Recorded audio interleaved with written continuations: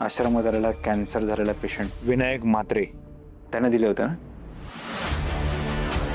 ते दागिने खोटे आहेत म्हणजे तो माणूसही खोटा असेल का? लई भारी आहे तू हा. आता कळतंय तुला हे दागिने खोटा आहेत म्हणून हा. तो माणूस जेव्हा दागिने दान करत होता तेव्हा तुला नाही कळलं कसला अंतर्यामी तू हा? आप्पा तुम्हाला नक्की कसला राग येतोय?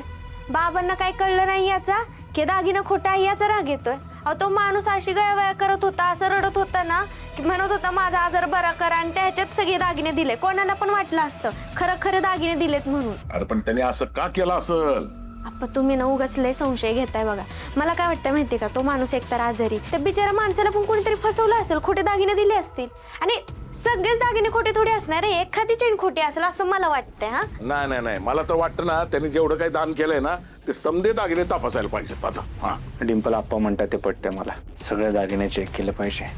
माझ्या ध्यानाच्या खोलीचा तिकडे सोनं तपासाचा दगड आहे, तो घेऊन ये. दे माझ्याकडे, मी आता सगळं बघ तपासतो.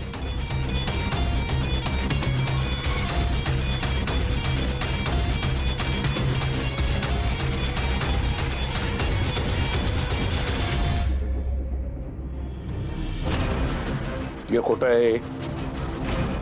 हा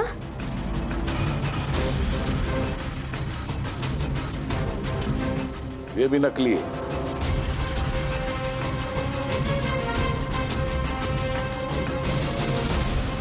ये भी नकलीच आहे.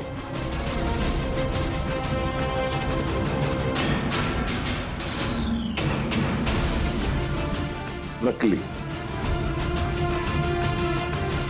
अयो हा मी खोटं कसं काय असू शकतं?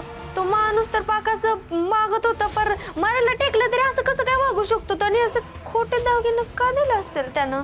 कसला मरायला टेकलाय हा? त्याचे दागिने जर खोटे आहेत तर त्याचा आजार बी खोटाच असलाच पाहिजे. अहो पण तो असं का करत मला सांगा. तो माणूस कोण आहे, कुठून आलाय, त्याचा हेतू काय हे आपल्याला कळलं पाहिजे. त्याने हे का केलंय, कशासाठी केलंय हे आपल्याला कळलंच पाहिजे. तो आत्ता आश्रमात असेल, आपल्याला त्याच्यावर संशय आलाय हे त्याला नाही कळलं पाहिजे. त्याला विश्वासात घेऊन त्याच्याकडून काढून घेतलं पाहिजे तो सगळं हे का करतोय. नाही म्हणजे काय आहे, उद्या जर का आपल्याला त्याने गंडवण्याचा प्रयत्न केला, काही कांड करायचा प्रयत्न केला तर ते आपल्यावर आणि आपल्या आश्रमावर येऊ नये म्हणून म्हणतोय मी. ठेवे हा आश्रमात बघूयात. त्यांच्याकडेच द्या. दर ठेव. दगड बी ठेव.